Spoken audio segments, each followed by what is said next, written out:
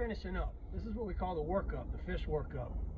We're doing a snakehead and bass survey today, electrofishing in Pohick Bay Regional Park on a tributary to the Potomac River, and we measured the bass and released them. We kept some snakeheads because we need some biological information from them. These fish don't give it up easy, so we had our assistant Reggie here. He takes the fish down and then makes it easy for us to get the data we need. So we figured out what they've been eating. We figured out if they've spawned yet. If they hadn't spawned, we weighed their eggs. Reggie did an amazing job of removing their otoliths, so the ear stones. It's how we age the fish. Scales are a terrible idea to age fish. They're inaccurate, so we have to use the otolith, which we have to sacrifice the fish to get. For snakeheads, it's not a big deal because most people don't want them around anyway. So our job is to get the information we can out of these fish, and then we don't waste them. So what I've been doing here is after we're finished getting all the biological information from them, I've been going through and making a cut to relieve them of their fillets or their meat, their steaks. And these will go to either a food bank or to a deserving individual to feed their family. Anything you'd like to add, Mr. Willis? No, I did. So that was a summary of today's electrofishing survey on Pohick, and the way we did that was with this amazing rig behind me. This is an electrofishing boat, and we typically use this boat in shallow water habitats to stun fish within a maybe 6 feet diameter radius around these booms that hang in the water. So this is an excellent technique to collect fish in fresh water. It doesn't work in salt water. Salt water, we need to use nets, trawls.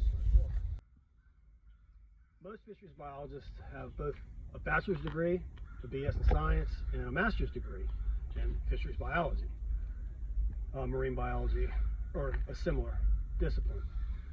We spend a lot of our time collecting data. So not only do you have to like to be outside, but you also have to be strong in statistics, because it's very important to understand the data you're collecting and try to make sense of them. So fisheries biologists spend a lot of time outside, in beautiful places like this, on the water, in a boat, wading, sometimes swimming in the water, scuba diving. Visual observation is a type of sampling. There's many different types of sampling, which we'll get to in a minute, our primary sampling. But we're going to talk a little bit about how we ended up getting here. You know, most state agencies have fish and game departments, DNR. Every state calls it sometimes a little bit different, but essentially the same thing. A biologist, they're responsible for maintaining the health of the state freshwater fisheries resources, rivers, ponds, lakes, reservoirs. These are all, this is our domain. These are our offices where we spend our time collecting these data, determining if fisheries populations are healthy, are sustainable, are there problems with overharvest, underharvest. So we need to look at these different aspects of the fishery, the human dimensions of the fishery. A lot of times we're interviewing anglers. We spend a lot of time talking to people, whether it's giving a presentation in a fishing club, talking to a civic association or government board of supervisors for a county, many different ways of interacting with the public. A great portion of our year is spent outside collecting data, evaluating fisheries, and then comes data entry and data analysis and report writing. That takes up a great portion of the colder months.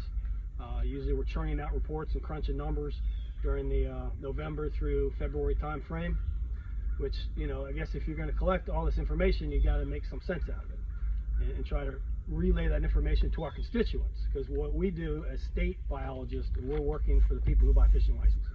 Those are our clients or our constituents, so we have to make sure they're happy, and we make sure the resource is managed properly for their children, hopefully want to fish, and their children's children, to make sure it's here for a long time. The primary mechanism we have to do that is to assess these populations is with electrofishing.